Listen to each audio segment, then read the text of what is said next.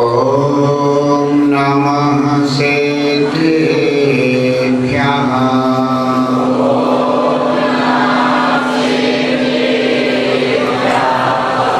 ॐ नमः सिद्धेभ्यः।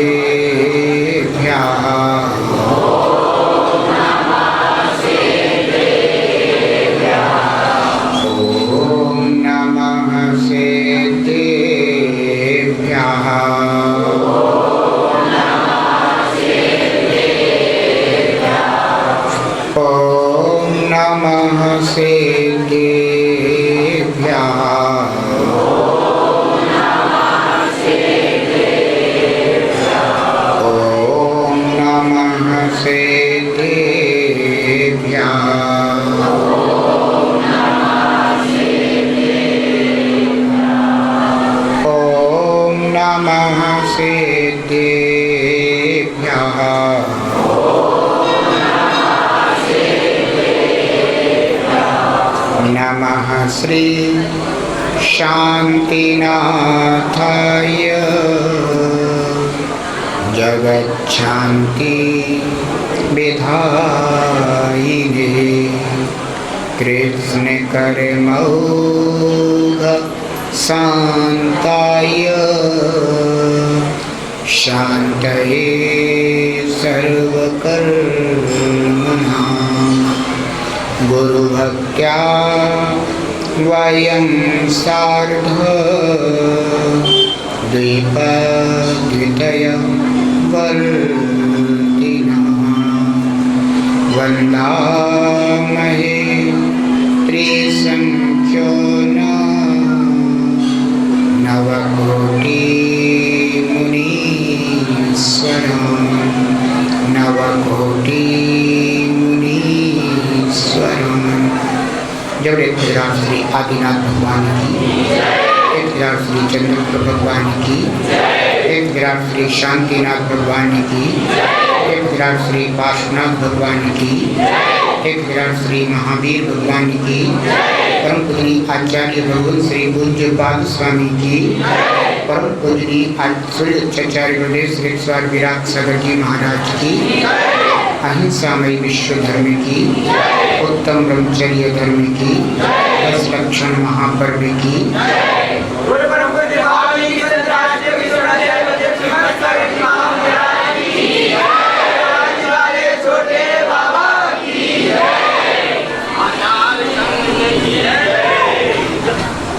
ब्रह्म इसकी आवाज की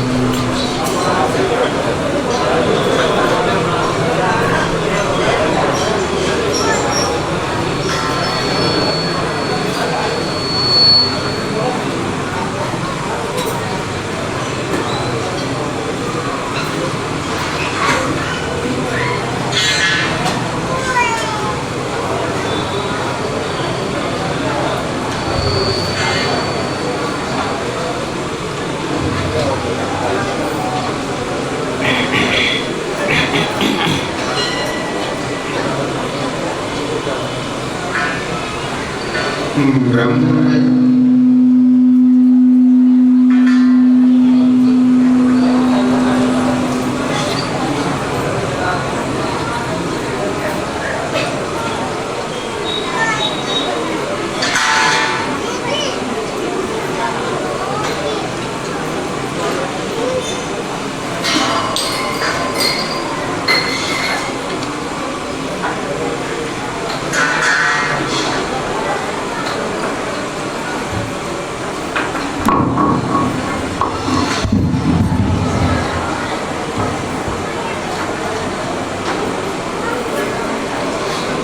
ब्रह्मचर्य रस पान करो, निज आत्म कल्याण करो।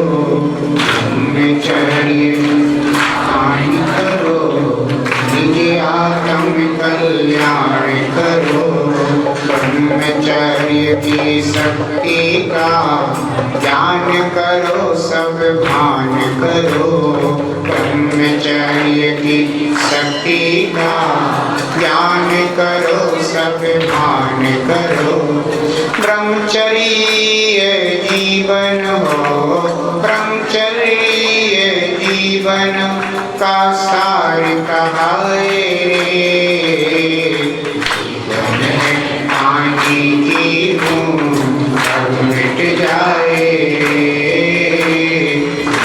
जीवन है पानी की बूंद,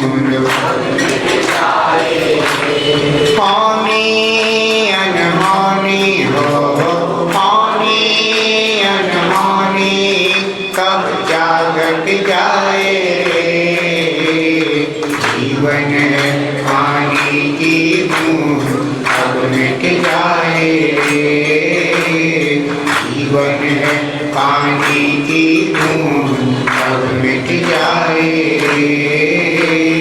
जीवन है पानी की बूंद अब मिट जाए रे। और राज्य एक 10 दिन अपनी पवित्रता को लेकर के आए। 9 दिनों में हमने धर्म की 9 सीढ़ियों को पहचाना।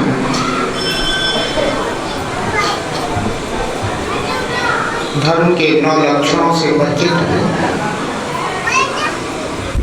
लेकिन कोई जरूरी नहीं है कि आपने इन सीढ़ियों पर अपने पैर बढ़ाए।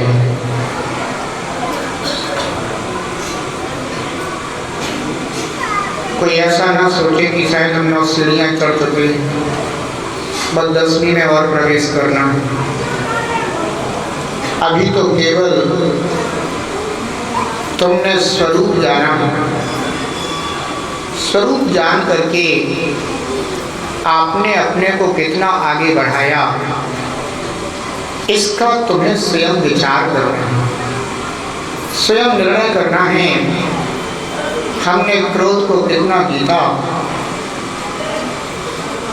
उत्तम क्षमा धर्म के दिन क्रोध के फलों को जाना था और क्षमा के फलों को पहचाना था। दोनों में से हमारे जीवन में किसकी महत्ता अधिक आई?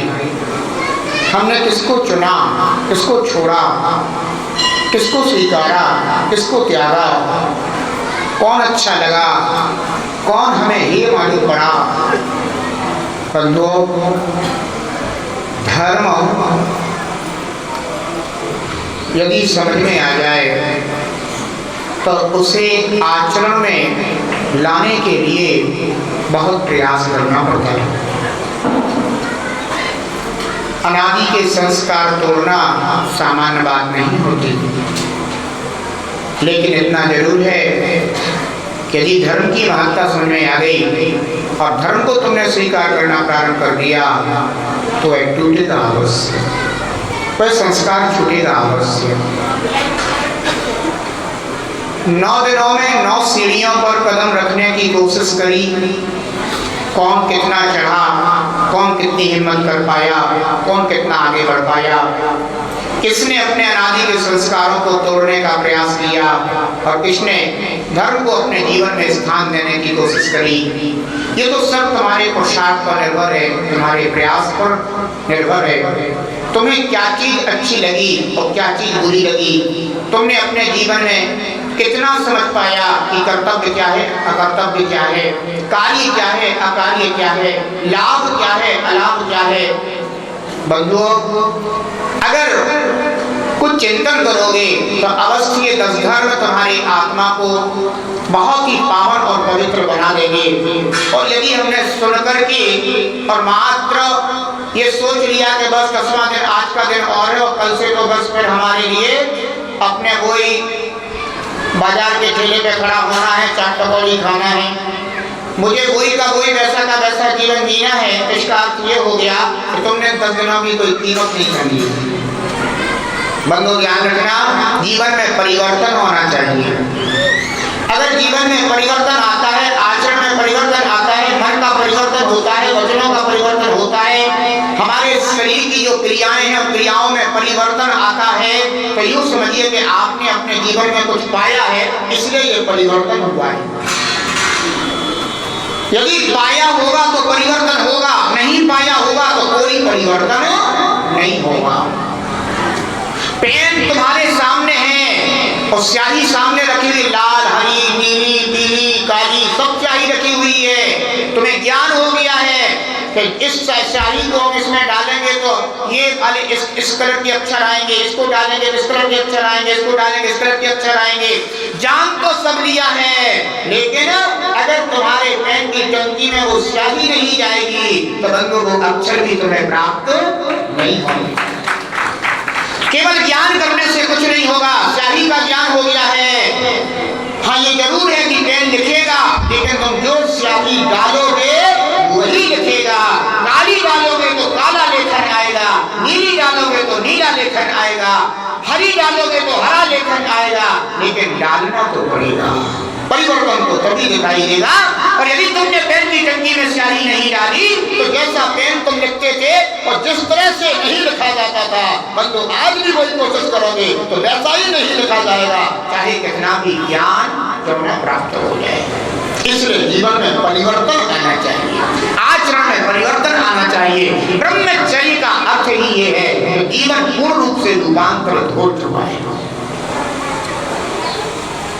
अभी तक तो हमारा संपूर्ण जीवन अब ब्रह्म के इर्द गिर्द गुजरता था। बंधु अनादि से लेकर के आज तक का अपना संपूर्ण जीवन देख लीजिएगा। एकमात्र अब ब्रह्म का फल है 4 गतियां। इन 4 गतियों में तुमने क्या पाया है?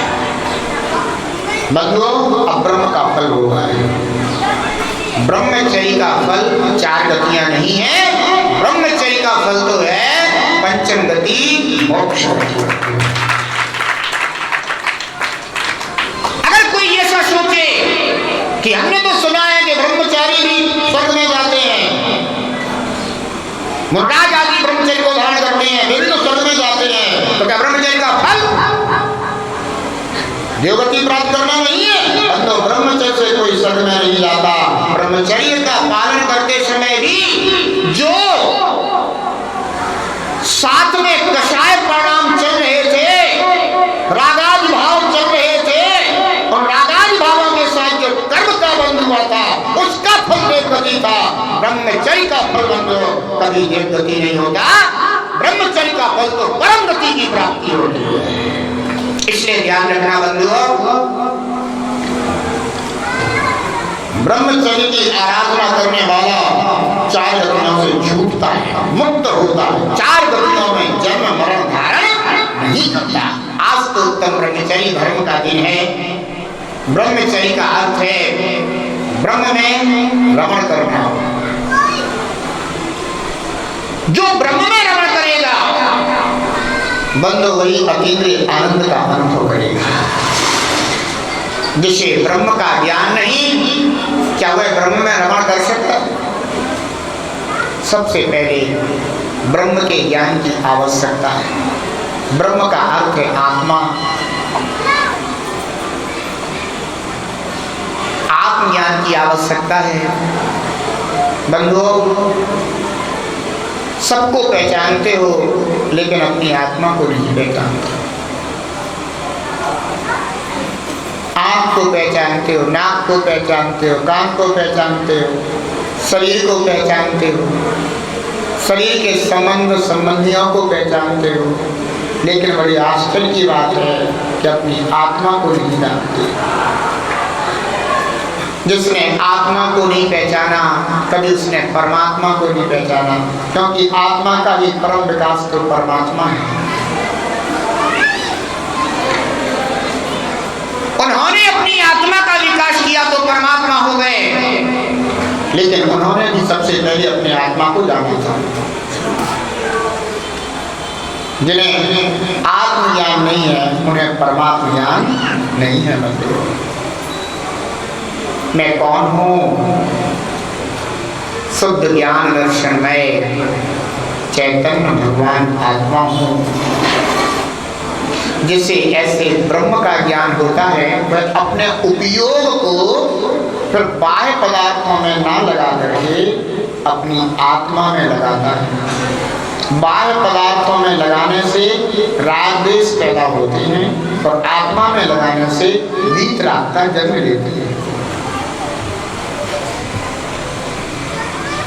ध्यान रखना, ब्रह्मचर्य जीवन का सौंदर्य है। ब्रह्मचर्य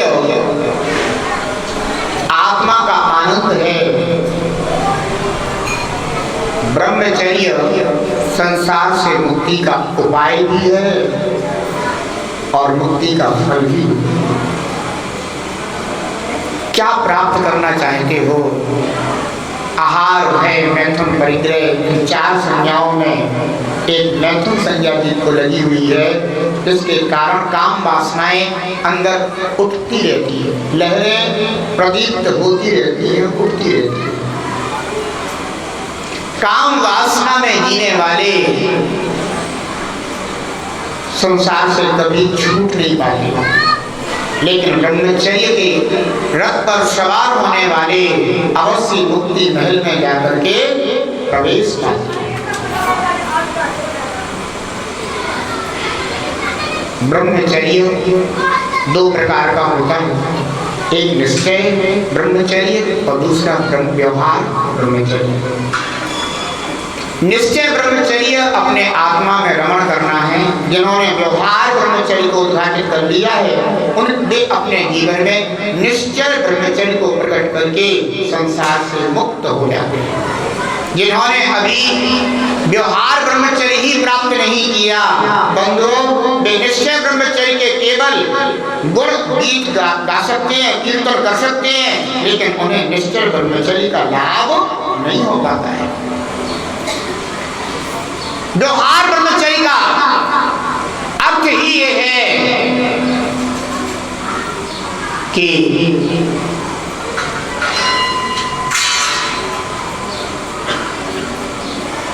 अपनी काम वासना पर लगाम लगाना। अगर कोई पर स्त्री है तो उसे उसमें मां ऐसा नहीं। हम उम्र है तो बहन और छोटी है तो पुत्री।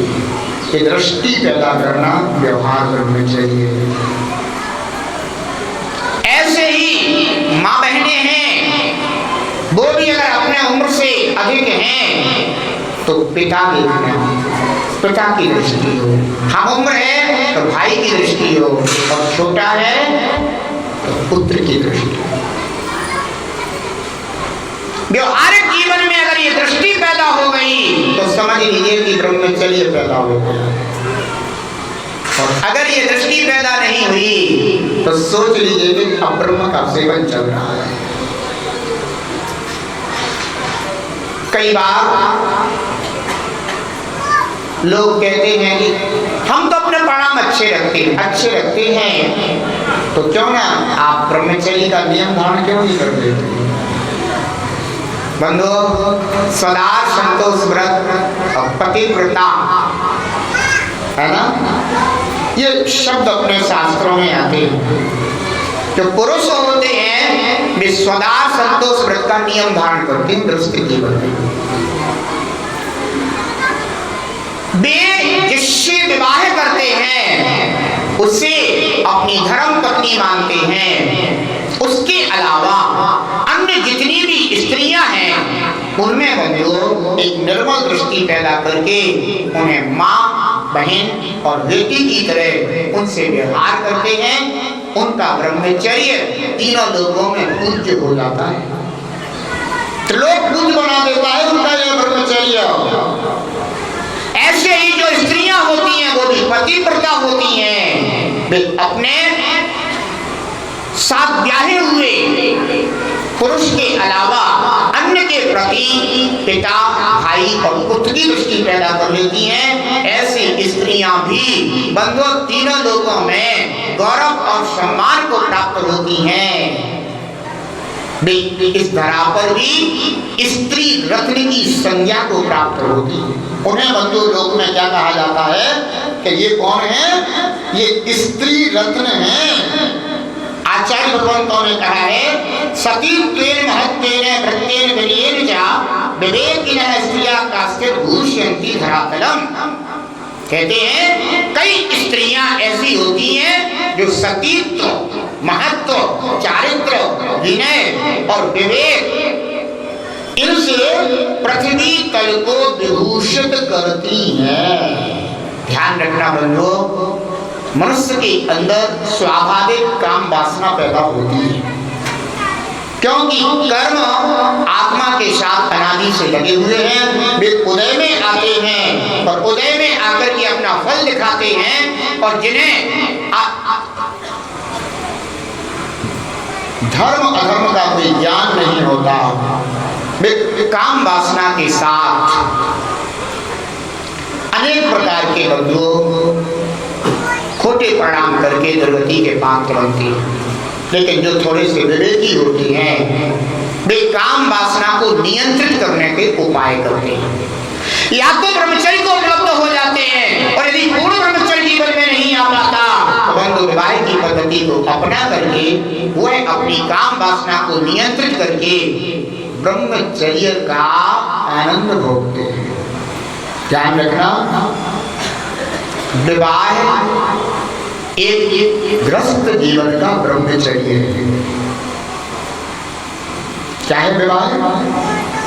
ग्रस्त जीवन का ब्रह्मचर्य है।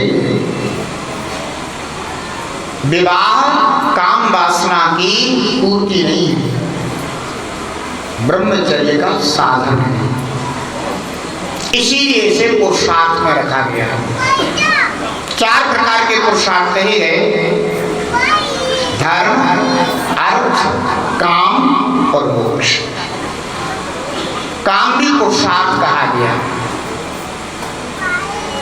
जिस काम के द्वारा अनेकों जीव मुक्ति को प्राप्त हो। इसका तात्पर्य क्या है? काम वासना को नियंत्रित करके मुक्ति को प्राप्त हो। जितने भी तीर्थंकर होते हैं सब विवाहित होते हैं, कोई भी तीर्थंकर अविवाहित नहीं होते। वो बात एक अलग है कि 5 तीर्थंकर बाल ब्रह्मचारी होकर के निर्वाण को प्राप्त हुए। ये इस काल की अपनी विशेषता है। ध्यान रखो, विवेकी जीव विवाह के माध्यम से स्त्री का भोग करते हैं, लेकिन अंदर ही अंदर ऐसा विचार करते हैं कि कहो मैं तो अनादि से रोगी हूँ, उपचार कराने आया हूँ। मैं तो कैसा हूँ? इस अब्रह्म का अनादि से रोगी हूँ। भगवान आपके चरण कमल में मैं तो अपना उपचार कराने के लिए आया हूँ। और तीर्थंकर कहते हैं कि बेटा तुम्हारा उपचार ये है कि तुम विवाह करो, और विवाह के माध्यम से अपने अब्रह्म रूपी रोग को दूर करने का उपाय करो। जैसे कोई रोगी जीव औषधि का पान करता है तो औषधि का पान भी करता है, कहता भी है कि देखो टाइम हो गया, मुझे औषधि लेना है। औषधि ले रहा है, समय बता रहा है, हाथ में पकड़ करके गिलास से जिसमें उसको पान कर रहा है, और औषधि में कड़वाहट है, तो कड़वाहट भी उसके अनुभव में आ रही है। तो अंदर से ये नहीं आ रहा है कि हे भगवान, कब वो क्षण आएगा जब मैं उस औषधि को ग्रहण नहीं करूंगा, मैं उसका त्याग कर दूंगा, मैं कब निरोगी हो जाऊंगा भगवान। ऐसी कड़वाहट उसे अंदर अनुभव में आ रही है। वह उस औषधि को रुचि से ग्रहण नहीं कर रहा है, अब जो उस औषधि को उदासीनता से, अरुचि से ग्रहण कर रहा है। बंधुओं, ऐसे ही है विवाह पद्धति है। इस विवाह में बंधु रुचि पूर्वक भोग नहीं भोगे जाते, इस विवाह में तो अरुचि पूर्वक भोगों का सेवन किया जाता है, जिसमें मात्र यही जाना जाता है कि अब ब्रह्म मेरा रोग है, इस रोग का निदान करने के लिए मैं मात्र औषधि की तरह इस कड़वाहट को ग्रहण कर रहा हूँ। अन्यथा बंधुओं ध्यान रखना, कभी भी अब ब्रह्म का सेवन करने के बाद कभी शांति नहीं मिलती। अब ब्रह्म का सेवन करने के बाद सिर्फ ग्लानि और पश्चाताप अनुभव में आता है। ध्यान ध्यान रखना बंधुओं, वो बात एक अलग है कि अगर कोई अज्ञानी जीव हो, भोगी जीव हो, भोग का कीड़ा हो, तो बात एक अलग है कि उस भोग के कीड़े को भोग भोगने में आनंद आता है, लेकिन वह अज्ञानता है उसकी कि वह उस भोग में आनंद मना रहा है। ब्रह्मचर्य तो एक साधना है बंधुओं, विवाह एक साधना है जिसे दो प्राणी मिलकर के उस साधना को संपन्न करने का संकल्प करते हैं। ये विवाह भोग पद्धति नहीं है बंधु, भोग पद्धति तो वर्तमान में चल रही है। आजकल क्या चल रहा है? बिना विवाह के भी साथ में रहते हैं, बच्चों को भी जन्म देते हैं, लेकिन विवाह नहीं करेंगे। और जिस दिन बात बिगड़ जाती है तो तू नहीं तो और सही, मतलब इसे कहते हैं भोग पद्धति। ये भोग है, ये काम वासनाएं हैं जिनको जब्त करने की कोशिश करी जा रही है। ये ऊर्जा का पतन है बंधु। ऊर्जा अगर ऊर्ध्वगामी हो जाए तो निर्वाण की ओर ले जाती है, और ऊर्जा अगर अधोगामी हो जाए तो निगोद तक ले जाती है। इसलिए बंधुओं, अपनी ऊर्जा को नियंत्रित करने का उपाय करना, शक्ति प्राप्त हुई है तो शक्ति भगवान जिनेंद्र की भक्ति में लगाना, तो बंधु अवश्य ही शक्ति संरक्षित हो जाएगी, सुरक्षित हो जाएगी। अन्यथा शक्ति बड़ा उपद्रव मचा देती है। ब्रह्मचर्य जिसके जीवन में आ जाता है बंधु, सर्वत्र वह पूज्यता को प्राप्त हो जाता है। हमारे जीवन में दृष्टि कैसी होनी चाहिए? दृष्टि बंधु, लक्ष्मण, राम और सीता तीनों वन में प्रवास कर गए। रावण ने सीता का हरण किया है। काय के लिए? किस लिए किया? क्योंकि वह स्त्री का भोग करना चाहता है। रावण के पास क्या स्त्रियां नहीं है?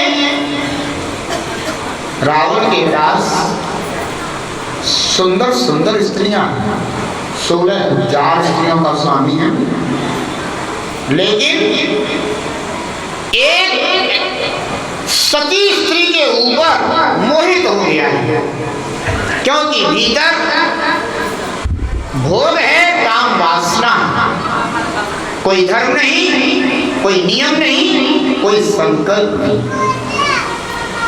भोग की दृष्टि। इसलिए सीता को हरण करके ले गया। सीता एक धर्म पत्नी है, सीता एक पतिव्रता स्त्री,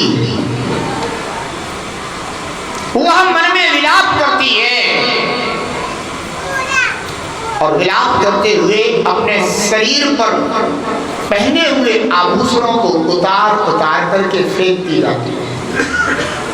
मन में सोचती है ये श्रृंगार, इस श्रृंगार तो मेरे पति के लिए था, इस श्रृंगार किसी और के लिए थोड़ी ना था। एक आर्य स्त्री का यह चिंतन है, एक आचरण है उसका। बंधु, एक समय ऐसा था कि स्त्रियां अपने श्रृंगार को करके बाहर नहीं निकलती थी।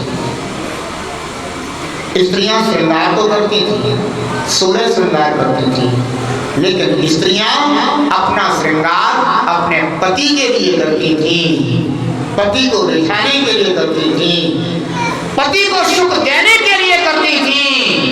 लेकिन आज बंधु श्रृंगार बंधु घर से बाहर निकल पड़ा है, और जब श्रृंगार बाहर निकलेगा तो श्रृंगार को देखने वाले लोग तो सारी दुनिया में फैले हुए हैं बंधुओं। फिर कुछ चेष्टाएं होती हैं, बलात् चेष्टा इसका कारण सिर्फ इतना है कि श्रृंगार घर से बाहर निकल रहा है। हमने बंधु सभ्यता के नाम पर असभ्यता बोल ली है। आज के समय पर बंधु ऐसी ऐसी चर्चाएं सुनने को मिलती हैं तो बड़ा आश्चर्य होता है कि ये बुद्धि और विवेक को हो क्या होता है। लोग कहते हैं कि नारी की स्वतंत्रता होनी चाहिए, तो नारी स्वतंत्र कब तक? नारी स्वतंत्र, हर चीज स्वतंत्र। बंधु किसी को स्वतंत्रता के लिए किसी को कोई बांधे हुए नहीं है, लेकिन धर्म ये कहता है कि स्वतंत्रता अपने जीवन में रखो, लेकिन स्वच्छंदता अपने जीवन में न। आज के समय में बंधु स्वच्छंदता को स्वतंत्रता का नाम दिया जा रहा है, स्वच्छंदता को स्वतंत्रता का बाना पहनाया जा रहा है, और ये कहा जा रहा है कि नारी को अपने पैरों पर खड़ा होना चाहिए। कौन कहता है कि नारी अपने पैरों पर खड़ी ना हो? लेकिन बंधु, नारी अनादि से अपने पैरों पर खड़ी थी, आज भी खड़ी है, आगे भी खड़ी रहेगी। पुरुष भी अपने पैरों पर खड़ा था, आज भी खड़ा है, आगे भी खड़ा रहेगा। लेकिन बंधु, दोनों का ऐसा संयोग है कि दोनों एक साथ जब मिलकर के धर्म साधना करते हैं तो उससे ही बंधु नारी और पुरुष की स्वतंत्रता कहा जाता है। लेकिन इसका तात्पर्य नहीं है कि नारी स्वच्छंद होकर के निकले और उसे कहा जाए कि नारी की स्वतंत्रता है। बंधु, बड़ा आश्चर्य होता है, कई बार मैं देखता हूं न्यूज़पेपरों में बंधु ऐसे ऐसे मानवाधिकार समितियां बनी हुई हैं बंधु, और वो लोग भी ये कहते हैं नहीं, नारी के पहनावे के ऊपर से तरह के प्रश्न क्यों खड़े किए जाते हैं? बंधु, पहनावे पर कोई किसी प्रकार का कोई प्रश्न चिन्ह नहीं, पहनावे पर कौन प्रश्न चिन्ह खड़ा करेगा? लेकिन इतना जरूर है कि पहनावा ऐसा होना चाहिए जो मन, वचन और काया को विकृत ना करे। अगर कोई वस्त्र पहनावा किसी के मन, वचन, काया को विकृत करते हैं तो बंधु वो पहनावा सभ्यता की दृष्टि में नहीं आता, वो असभ्यता की दृष्टि में नहीं आता है। वो श्रृंगार सभ्यता की दृष्टि में नहीं आता, वो असभ्यता की दृष्टि में ही आता है। मैं केवल कोई नारियों की बात नहीं कर रहा, मैं पुरुषों की भी बात कर रहा हूं। तो परिधान हमेशा सात्विक होने चाहिए। परिधान का असर अपने मन पर होता है। एक व्यक्ति यदि स्कूल की ड्रेस पहन लेता है तो बंधु उसके अंदर यह विचार उत्पन्न होते हैं कि मैं इस समय विद्यार्थी हूं। वही बालक यदि नाट्यमंच होना हो, नाट्यमंचन होना हो और कोई जो से पाठ, जो से अभिनय करना है, बंधु अगर वह उस ड्रेस को पहन करके आ जाए तो उसके अपने आप विचार चलने लग जाएंगे कि मुझे ऐसा ऐसा बोलना है। ड्रेस का प्रभाव पड़ रहा है। एक पुरुष को भी यदि साड़ी पहना दी जाए, एक पुरुष को यदि साड़ी पहना दी जाए और मंच पर खड़ा कर दिया जाए तो कहेगा मैं अभी आती हूं, मैं वहां गई थी। ऐसा क्यों हो गया? किसका प्रभाव आ गया है? या तो पुरुष फिर क्यों कह रहा है कि मैं गई थी, मैं वहां आई थी, आप नहीं मिले थे, आप मंदिर चलिए, हम दोनों साथ चलेंगे, जिन मंदिर जाकर के शिव चक्र विधान करेंगे। अभिनय चल रहा है, ये पुरुष स्त्री का अभिनय कर रहा है, तो क्या कैसे बोल रहा है? किसका प्रभाव पड़ रहा है? तो एक स्त्री अगर पुरुष का अभिनय करे और पुरुषों जैसे वस्त्र पहन करके आ जाए तो वो कहेगी मैं गया था, मैं चलता हूं। वो देवी, ये किसका प्रभाव पड़ रहा है? वस्त्रों का बहुत बड़ा प्रभाव होता है। आप जैसे वस्त्र पहन लेते हैं, धोती दुपट्टा पहन करके बैठे हुए हो, तो तुम्हारे मन में ये भाव पैदा हो रहे होंगे कि आज चतुर्दशी का दिन है, मुझे चंदा प्रभु का अभिषेक करना है। अब इन वस्त्रों का प्रभाव बंधु हमारे मन पर पड़ता है। इसलिए वस्त्रों की सभ्यता जीवन में अवश्य होनी चाहिए। लोग कहते हैं नारियां अगर पाश्चात्य संस्कृति सभ्यता के वस्त्रों को पहनते उसमें बुराई क्या है? अरे अपने मन पर प्रभाव पड़ते हुए महसूस करो। जिस समय तुम जैसे वस्त्र पहन लेते हो, वही सैनिक जब कुर्ता पैजामा पहन करके घर में होता है तो बंधुओं उससे खूबसूरती नहीं आती, लेकिन जब वही सैनिक की वर्दी पहन करके पहुंच जाता है तो बंधु उसमें गजब की फूर्ति देखी जाती है। वस्त्रों का बहुत बड़ा प्रभाव होता है। इसलिए ध्यान रखना, अगर जीवन को ब्रह्मचर्य से सुशोभित करना है तो अपने इन वस्त्रों पर, परिधानों पर भी चिंतन करना होगा।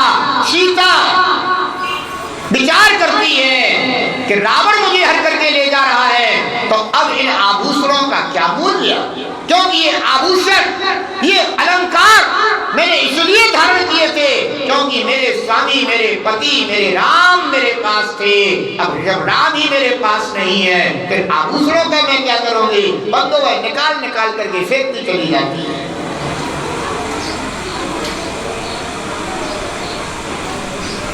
एक रावण की दृष्टि है और एक लक्ष्मण की दृष्टि है।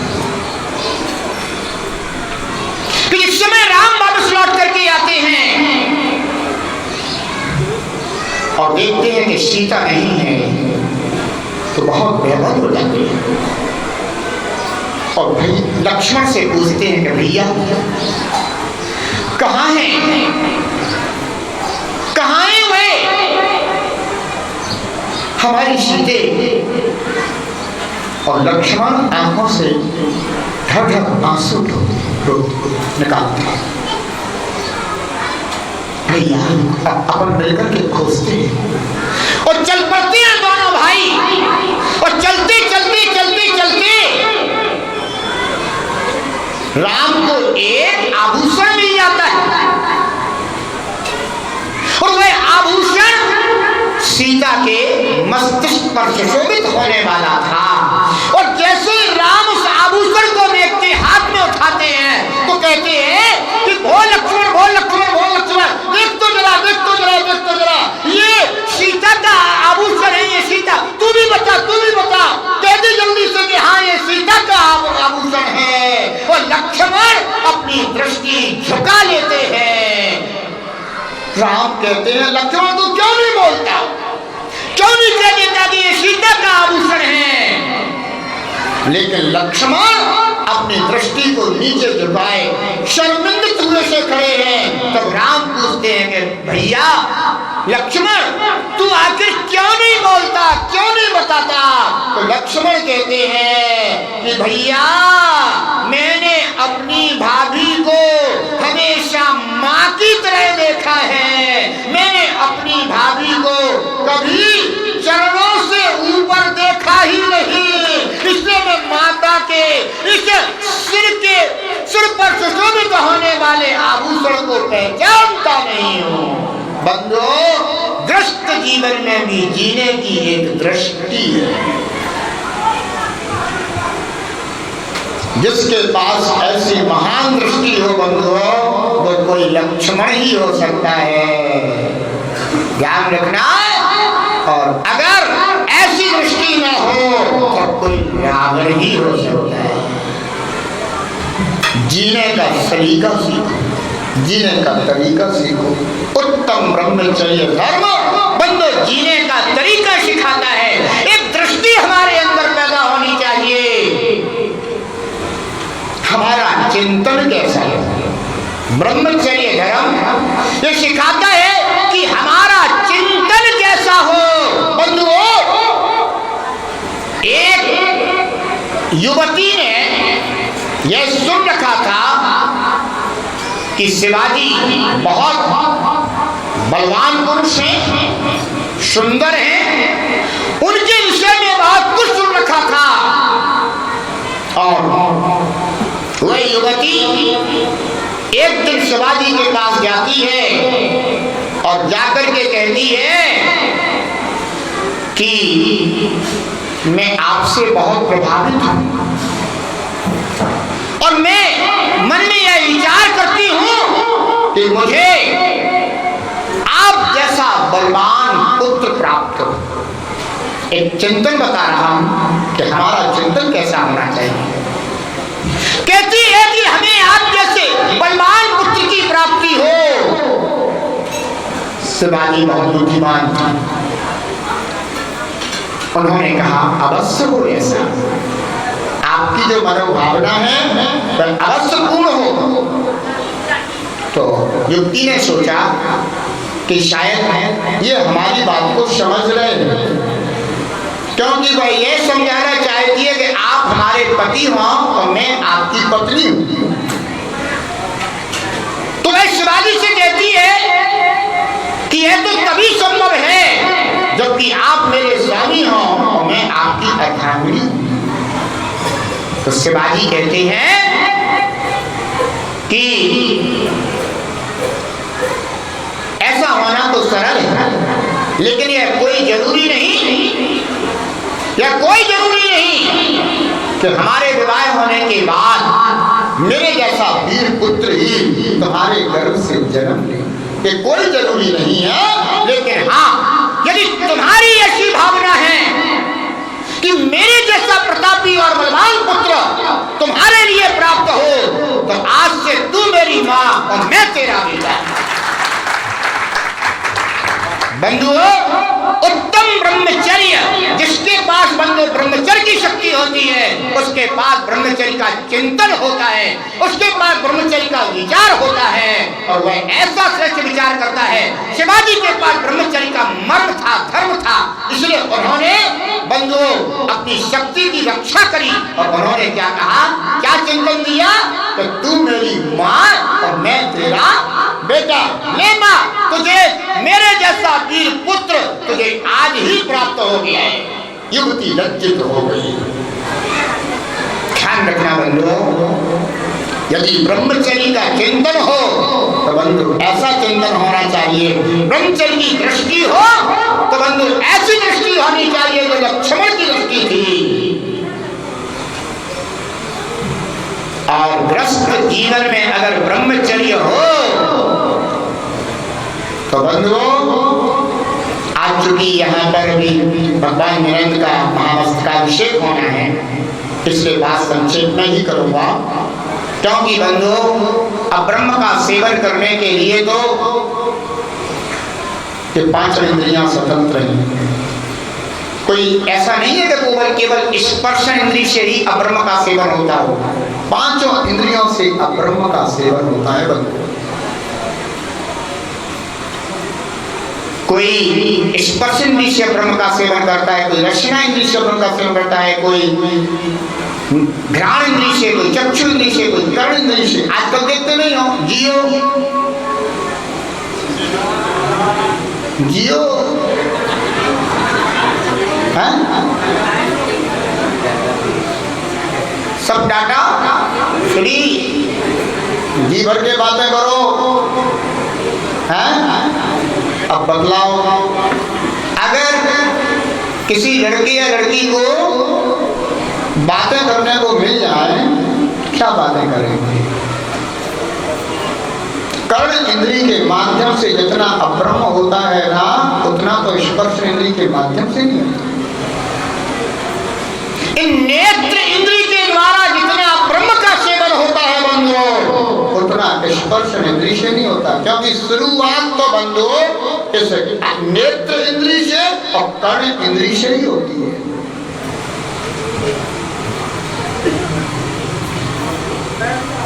लेकिन उन्हीं की जिनके अंदर सक्षमता है, जिनके अंदर बंधु धर्म होता है, जिनके अंदर सभ्यता होती है, जिनके अंदर शिष्टाचार होता है, जिनके अंदर अपने हित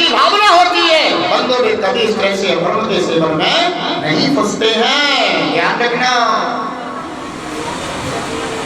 जियो धर्म के साथ जियो।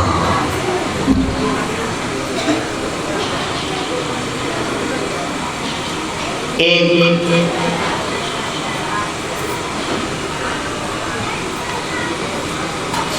बालक था जिसका नाम था विजय, और एक बालिका थी जिसका नाम था विजया। वह बालक जो अपने घर पर था, तो एक निर्ग्रंथ मुनिराज नगर में आया करते थे, तो माता पिता ने यह विचार किया कि अगर हम अपने बेटे को इन मुनिराज के पास शिक्षा हेतु भेजेंगे तो अच्छे संस्कार भी मिलेंगे, शिक्षा भी मिलेगी, धर्म भी मिलेगा, नैतिकता भी मिलेगी। तो उन्होंने उनके पास अध्ययन करने के लिए भेज दिया। ध्यान रखना, मुनिराज ने उन्हें सब प्रकार से योग बनाया, विद्या अध्ययन कराया। उधर वह जो बालिका थी, उनके माता पिता ने भी यह सही विचार किया कि यार आज का माँ हमारे नगर में है, तो क्यों ना उनके पास रह करके यह शिक्षा ग्रहण करे, अध्ययन ग्रहण करे, कुछ संस्कार अपने जीवन में ग्रहण करे। तो उनके पास उसे भेजा। आज का माँ ने उसे भी सुयोग्य बनाया। एक समय ऐसा आया कि जब उनकी विद्या अध्ययन पूरा हो गया, तो फिर उस बालक ने कहा कि गुरुदेव, हमने आपसे इतने दिनों तक शिक्षा ग्रहण की है, कोई आप हमें नियम दे दीजिए। तो मुनिराज ने कहा कि बेटा, तुमने इतने दिनों तक मेरे पास अध्ययन करके जो कुछ भी समझा हो, सीखा हो, जिसका तुम्हें अपने जीवन में महत्व समझ में आया हो, ऐसा तुम अपनी योग्यता अनुसार नियम ले लो। तो उसने सब कुछ सीखा था, तो उसको ब्रह्मचर्य तो सर्वोत्कृष्ट धर्म है बंधुओं। ये तो समझ लीजिए कि शिखर का कलशारोहण है। मंदिर बन जाए, सब कुछ तैयार हो जाए, मंदिर में भगवान भी आ जाए, प्रतिष्ठा भी हो जाए, ध्वजा भी लग जाए, लेकिन कलशा ना चढ़े तो बंधु मंदिर अधूरा ही रहता है। इसलिए कलशारोहण तो आवश्यक है। ब्रह्मचर्य तो क्या है, सब धर्मों के ऊपर कलशारोहण जैसा धर्म है। विजय ने कहा कि गुरुदेव, मैं नियम करता हूं कि शुक्ल पक्ष के 15 दिनों तक मैं ब्रह्मचर्य से रहा करूंगा। मुनिराज ने आशीर्वाद दे दी। उधर क्या हुआ कि वह जो बालिका थी, वह आरिका माँ के पास अध्ययन को प्राप्त हुई थी। जिस समय उसका भी अध्ययन पूरा हो गया, तो उसने भी माँ से एक नियम लिया कि माँ, कृष्ण पक्ष के 15 दिनों में मैं ब्रह्मचर्य का व्रत पालन करते हुए अपना जीवन निर्वाह करूंगी। कभी कभी बंधु योग संयोग बन जाते हैं, और योग संयोग ऐसे बन जाते हैं कि जिनके विषय में अपन कल्पना भी नहीं कर सकते। दोनों बालक बालिका बड़े हुए, युवा हुए, माता पिता को चिंता हुई कि इनका विवाह किया जाना चाहिए। रिश्ते तो कई जगह से आए, लेकिन अंत में रिश्ता कौन सा तैयार हुआ कि विजय और विजया का आपस में ही बंधु विवाह हो गया। तो जब विवाह हो गया, तो बंधु 9 वर वधू हो, तो निश्चित रूप से उनकी भी अपनी कल्पनाएं तो रहती ही है, उनके भी अपने स्वप्न होते, अपने ख्वाब होते। वर वधू स्टेज पर बैठे हुए हैं और विजय बिल्कुल शांत बैठा हुआ है। वधू स्टेज पर बैठी हुई है। वह सोचती है कि शायद अब कोई घटना घटेगी, लेकिन बंधु कोई घटना नहीं घटी। तो विजय समझ गया। विजय ने उसको समझाया, प्रिय, बस 3 दिन की बात और है। मैंने एक मुनिराज से शुक्ल पक्ष में ब्रह्मचर्य से रहने का नियम लिया हुआ है और शुक्ल पक्ष पूर्ण होने में बस 3 दिन ही बाकी है। 3 दिन के बाद हम दोनों का अवश्य ही समागम होगा। तो बिटिया ने जब ये सुना तो उसने कहा सौभाग्य की बात है, अब भाग्य हमारा। सुनो, जब मैं अपने घर पर थी और एक कालिका माँ के पास मैंने अध्ययन कर किया था, तो मैंने एक नियम लिया था। विजय ने कहा क्या नियम लिया था?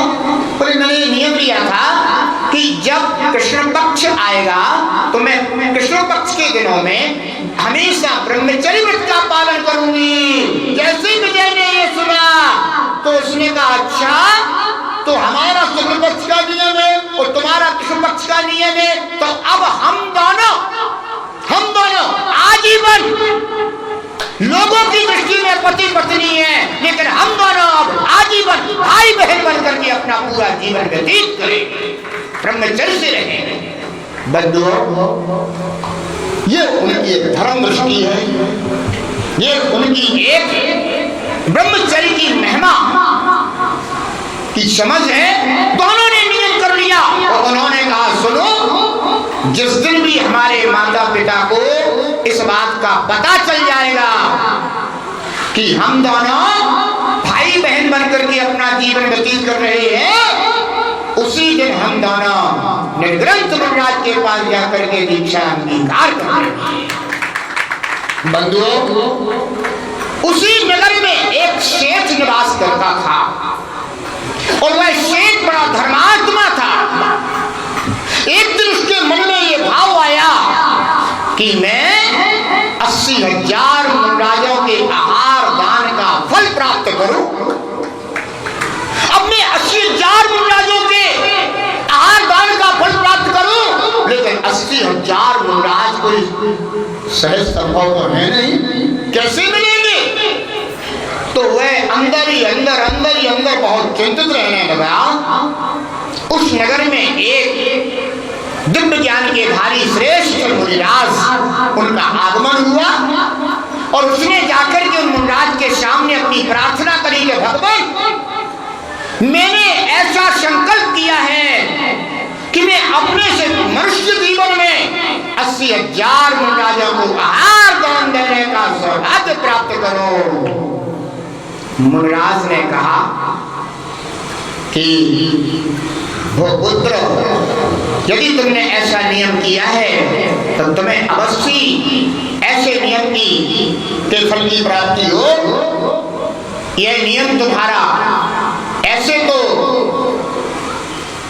पूर्ण नहीं होगा, लेकिन हाँ मैं तुम्हें रास्ता बताता हूं। सुनो, तुम्हारे इस नगर में एक ऐसा युवा दंपति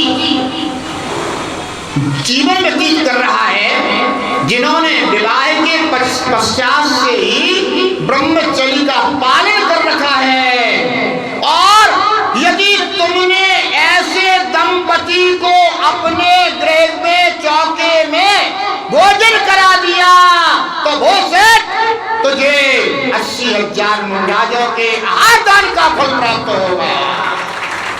अहो, सेठ मन में विचार करता है कि कितना सौभाग्यशाली हूं मैं।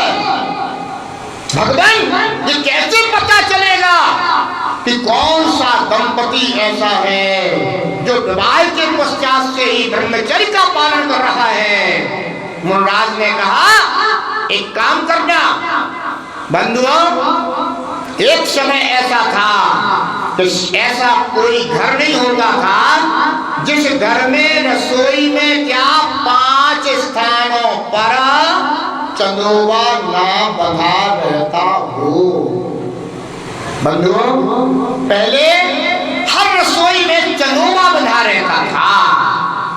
अब आज का समय तो आधुनिक समय आ गया है, श्रावक भी आधुनिक और साधु भी आधुनिक, दोनों ही मॉडर्न हो गए।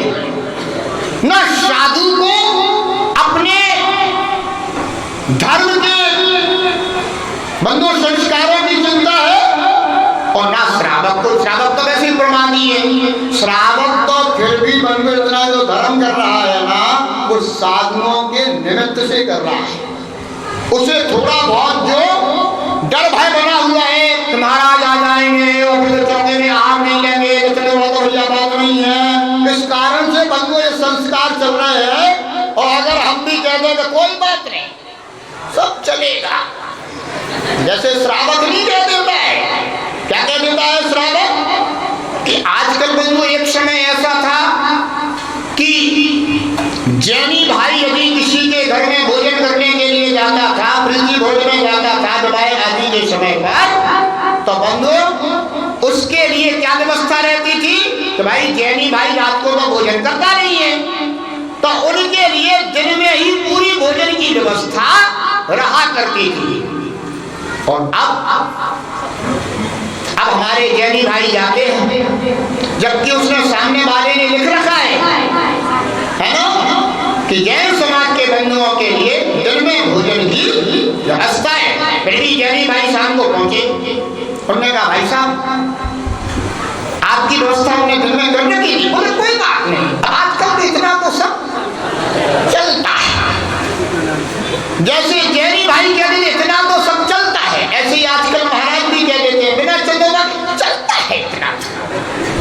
बंधु ध्यान रखना, लेकिन इससे धर्म नहीं पल सकता।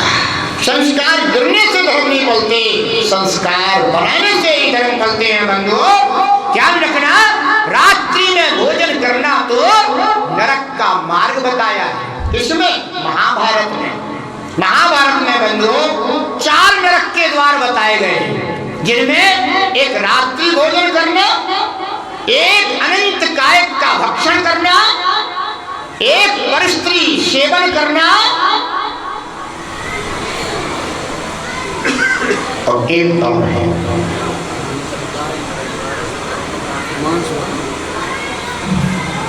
मांस या बंधु का सेवन ऐसा उठाया हुआ है।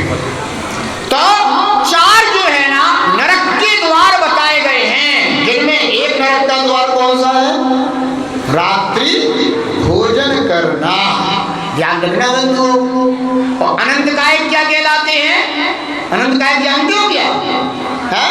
लोग अनंत कायक बंधु श्लोकों में तो पढ़ जाते हैं, लेकिन उन्हें पता नहीं है कि अनंत कायक किसे कहते हैं। अनंत कायक का तात्पर्य होता है कि जिस एक शरीर के अनेक स्वामी हो उसे अनंत कायक जीव कहते हैं। तो जैसे आलू आदि होते हैं ना, गणन जिसको अपने आप कहा जाता है, संथान और अनंत कायक। हाँ, संथान क्या कहा गया है? प्रथम रात्रि भोजनम। हाँ, संथान अनंत कायक। हाँ, संथान अनंत कायक। यानी मतलब 4 नरक के द्वार बताए गए, उसमें पहला नरक का द्वार कौन सा है?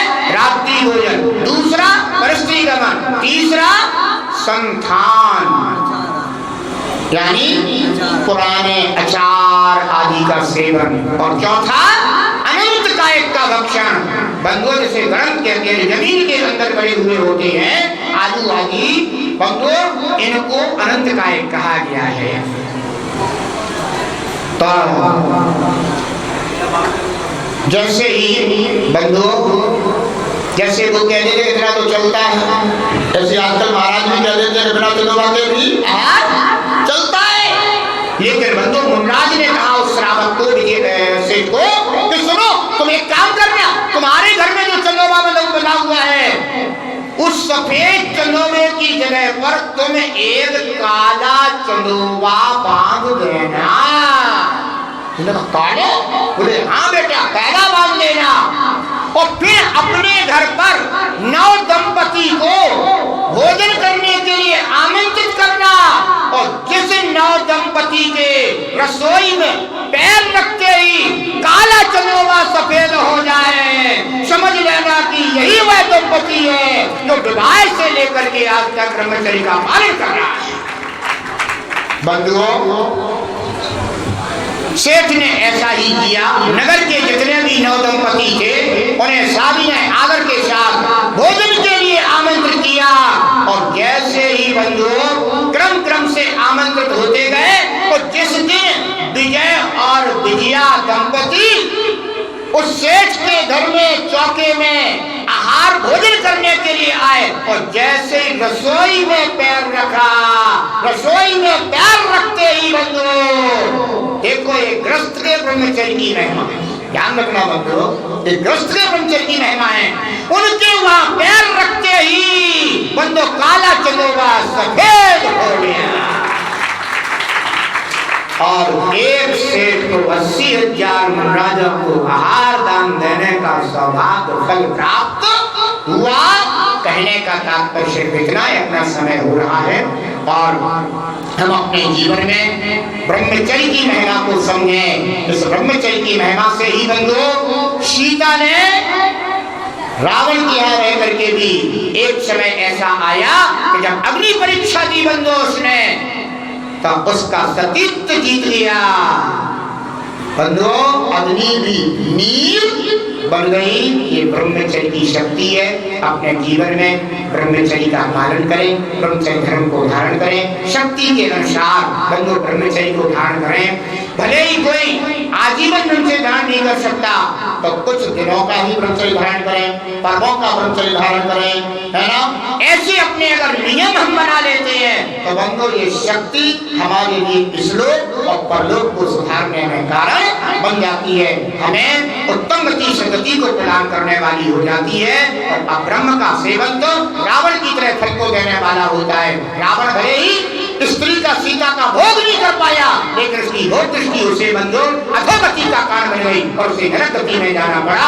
इसलिए बंधु ध्यान रखना, अपने जीवन में ब्रह्मचर्य को स्थान दें, धर्म को स्थान दें, सभ्यता को स्वयं सीखें और सभ्यता दूसरों को सिखाएं। बंधु जो हमारे जीवन को निर्विकार बना दे बस बंधु उसी का नाम सभ्यता है। जो हमारे जीवन को विकारी बना दे बस बंधु उसी का नाम असभ्यता है। अगर इतनी सी समझ हमारे जीवन में आ गई अवश्य ही आपको ब्रह्मचर्य महत्ता प्राप्त होगी।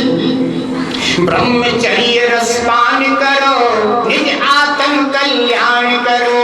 ब्रह्मचर्य रसपान करो, निज आत्म कल्याण करो। ब्रह्मचर्य की शक्ति का ध्यान करो, सब ज्ञान करो। ब्रह्मचर्य जीवन हो, ब्रह्मचर्य जीवन का सार कहा है रे। जीवन है पानी की बूंद कब मिट जाए रे। जीवन है जय बोले गुजरात श्री शांतिनाथ भगवान की। ओम ह्रीं उत्तम ब्रह्मचर्य धर्मांगाय नमः। ओम ह्रीं उत्तम ब्रह्मचर्य धर्मांगाय नमः। ओम ह्रीं उत्तम ब्रह्मचर्य धर्मांगाय नमः। जय बोलिए उत्तम ब्रह्मचर्य धर्म की।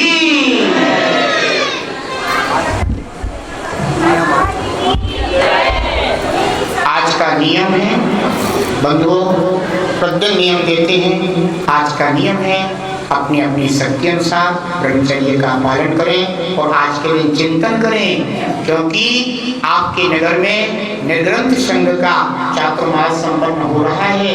एक दिन वह भी आएगा जब निर्ग्रंथ संघ अपनी पिछिका का परिवर्तन करेगा और उस दिन तुम्हारे सामने एक फॉर्म आएगा जिसमें तुम्हारे नियम होंगे, उनमें एक ब्रह्मचर्य का भी नियम होगा। आज से ही चिंतन करना कि हमें भी ऐसे शुभ अवसर प्राप्त हो। हमें तो किसी को पिछी प्राप्त हो तो किसी को पिछी का भेंट करने का सौभाग्य प्राप्त हो, तो आज से ही ऐसा चिंतन करना कि हम भी थोड़ा बहुत कुछ नियम आदि धारण करके अपने जीवन को